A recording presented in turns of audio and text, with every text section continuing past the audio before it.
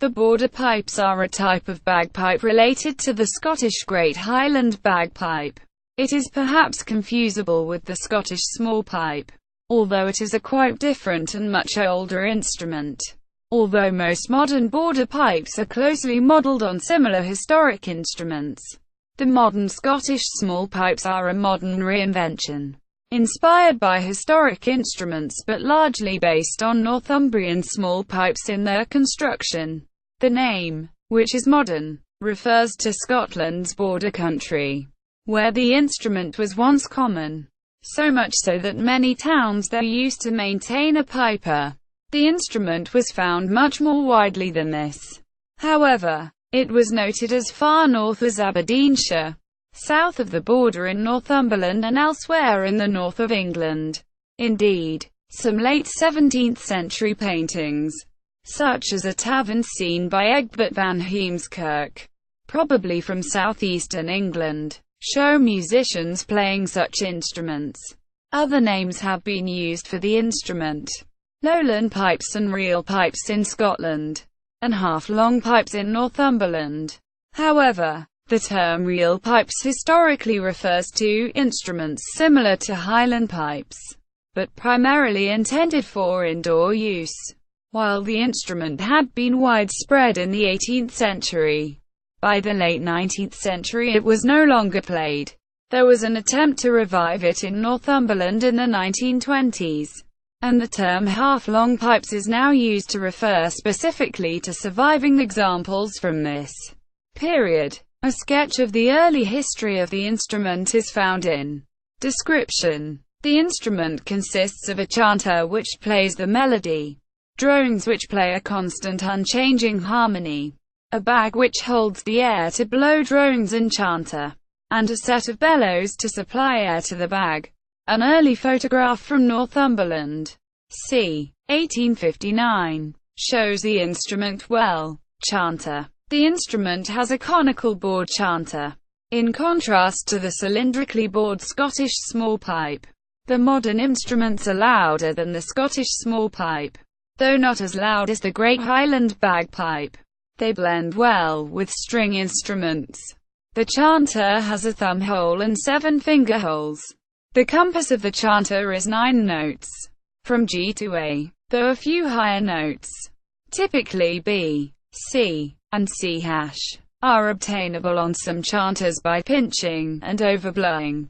As with the Highland pipes, the basic scale is a Mixolydian scale on A. Some chanters can play chromatic notes however, and some old tunes, for instance Bold Wilkinson a What Ye What I Got Late Yestreen, suggest a Dorian scale may also sometimes have been used, requiring a minor third instead of the major third of the Mixolydian scale. This could be achieved by cross-fingering a half-holing. Pete Stewart has further argued that the existence of some G major tunes with a 9-note compass, from G to A, suggests that border pipes formerly sounded AC natural, rather than C sharp. Cross-fingering would then have been needed to sound AC sharp. Some instruments are made in other pitches, typically B flat or G, rather than A. Drones. The instrument has 3 cylindrically bored drones inserted into the pipe bag by a common stock, typically tuned A, E, or A. In contrast, the Great Highland Bagpipe has each drone in a separate stock. The drone tuning A, E, was used in half-long pipes in the early 20th century, and though still rare, sets are now beginning to be made with this drone tuning again. Bag and bellows. The bag is not filled with breath from the player's mouth, but instead is supplied with dry air from a set of bellows strapped under the player's right arm. This keeps the reeds drier, which helps keep the instrument in tune, as well as greatly extending the life of a reed.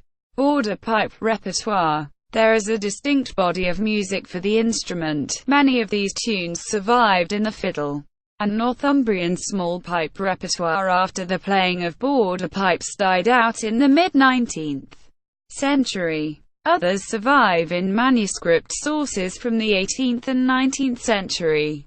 Sources: Most notably, the William Dixon manuscript, dated 1733, from Stamford in Northumberland, was identified as border pipe music by Matt Seattle in 1995, and published by him with extensive notes. The book contains 40 tunes, almost all with extensive variation sets. Some of these are limited to a single octave, and many of this group correspond closely to tunes for Northumbrian small pipes known from early 19th century sources. Apprentice Lads of Anarch is one of these. Others are melodically and harmonically richer, using the full 9-note compass and the G major subtonic chord. A fine example of this group is Dorrington.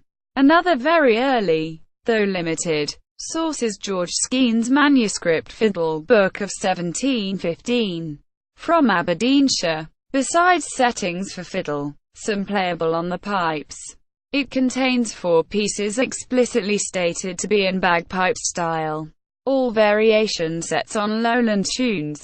Another limited early 18th century source is Thomas Marsden's 1705 collection of Lancashire hornpipes for fiddle. One clear example of a pipe tune here is Mr. Preston's hornpipe, with a characteristic 9-note compass.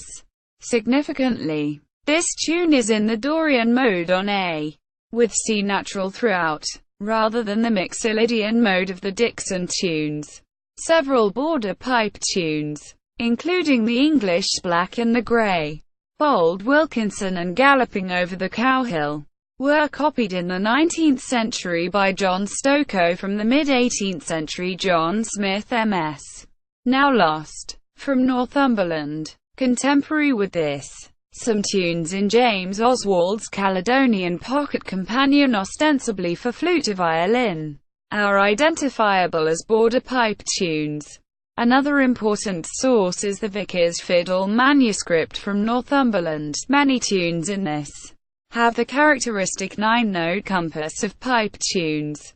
A later Scottish source, from the early 19th century, is Robert Riddle's collection of Scotch, Galwegian and border tunes, besides some tunes for fiddle and some for small pipes. Others, such as Torfickin's Rant, clearly have the range and the idiom of border pipe tunes. The small pipe manuscript of Robert Buick of Gateshead, besides many small pipe tunes and transcribed fiddle tunes, contains several 9-note tunes, now identified as border pipe music. Some of the small pipe tunes in Peacock's book, from the early 19th century, are in the Lydian mode, with a tonic of C, but with one sharp in the key signature. These, Bobby Shafto, is one, make more musical sense in the major mode with an F natural, viewed as adaptations from originals for border pipes. The Peacock, John Smith and some of the Buick tunes are reproduced in the Farn archive. Stylistic features. These tunes display several features distinguishing them from music for fiddle, Northumbrian pipes and Highland pipes.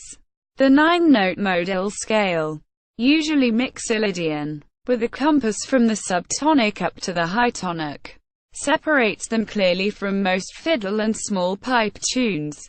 In particular, the interval of an augmented fourth, difficult on the fiddle, is much commoner in these tunes.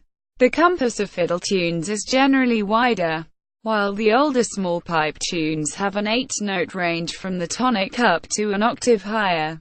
One complication is the long tradition in Scotland of writing tunes to be played on the fiddle, but in bagpipe style, often with the strings retuned to imitate drones. 18th century examples of these can fit well on border pipes, and may well have been intended as imitations of this instrument. Further, an important difference between the music of the border pipes and of the Great Highland Bagpipe is that many melodic figures in older border pipe music typically move stepwise or in thirds rather than by wide intervals, and lack the multiple repeated notes found in many Highland pipe tunes. This suggests that in contrast to the Highland pipes, border pipe music neither needed nor greatly used The complex graces which are so characteristic of Highland pipe music. The 4 specifically named pipe tunes from Skene's manuscript contain complex written-out gracings, and many more repeated notes than the Dixon tunes. So it is reasonable to conclude that playing styles in the 18th century varied from place to place. Modern attempts to reconstruct a musically valid playing style for border music such as the Dixon tunes have been very successful, and several respected pipers play in such styles. These are characterized by simple gracings, used sparingly, mostly either for rhythmic emphasis or to separate repeated notes. Border pipes outside of border music. The border pipes have been taken up by many groups of pipers who were looking for a suitable instrument with which to play their music. This has not just been by musicians who play the music of the Scottish borders.